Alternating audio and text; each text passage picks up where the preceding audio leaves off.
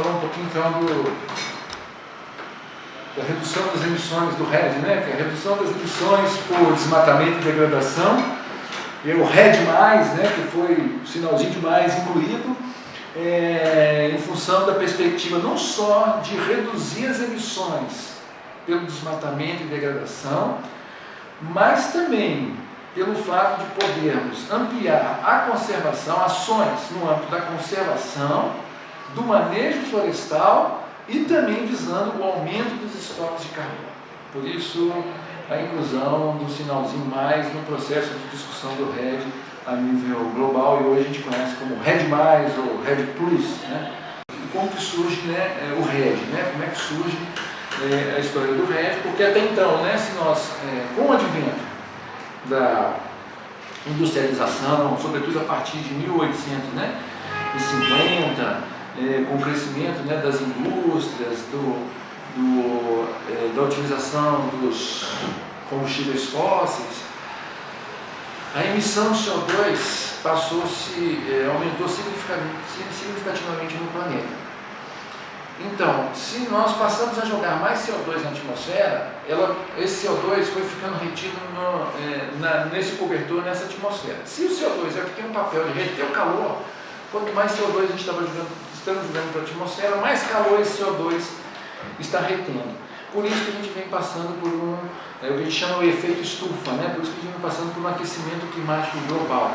Porque você tem agora, com o advento da industrialização, da queima dos combustíveis fósseis, mais CO2 na atmosfera, então mais calor sendo retido, mais a terra se aquecendo, os mares se aquecendo.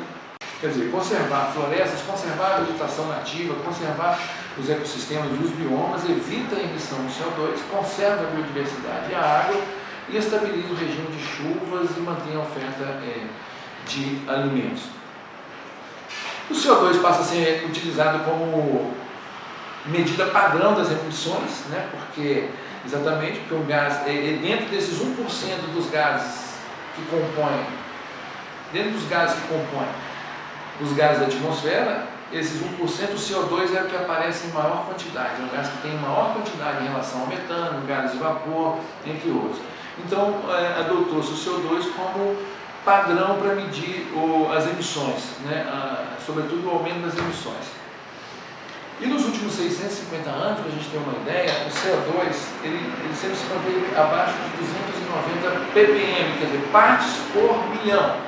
290 partes de CO2 em 1 milhão de partes de gases. Até nos últimos 650 anos, então, ela sempre se manteve abaixo de 290 partes por milhão. E no início de 2008, 378 partes por milhões. Então, um aumento significativo, e a cada ano essa concentração vem aumentando de 2 ppm. Então, daí essa grande preocupação. Então, como reverter essa situação? Nesse sentido, os governos devem promover políticas que favoreçam a promoção das reduções de emissão por desmatamento e degradação,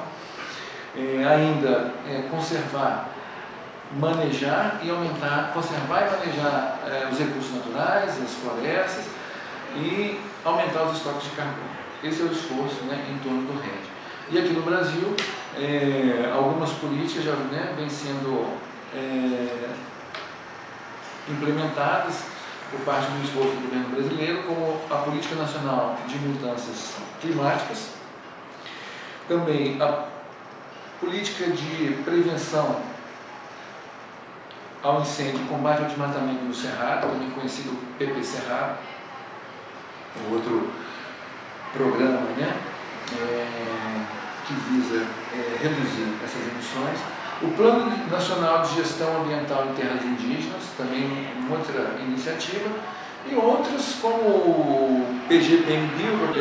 E, além então desses planos e programas, né, temos também os marcos regulatórios que recentemente, né, foram finalizados, vamos dizer assim. O decreto 8576, de 26 de novembro de 2015, que criou a Comissão Nacional de RED, conhecida também como CONA-RED, que ela é composta por 8 ministérios, mais 2 representantes da Associação Brasileira de Entidades de Meio Ambiente, ambiente e um representante da Associação Nacional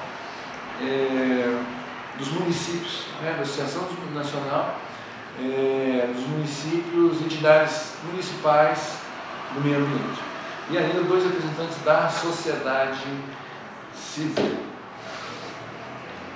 A função dessa Comissão Nacional de RED é propor as medidas normativas, legislativas, definir e aprovar os critérios para acesso ao pagamento por resultados de RED,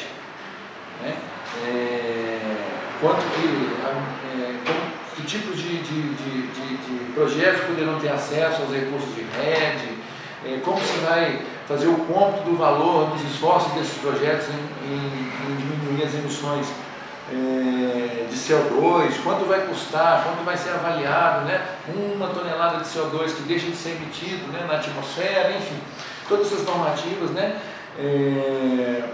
serão definidas pela Comissão Nacional de Rede.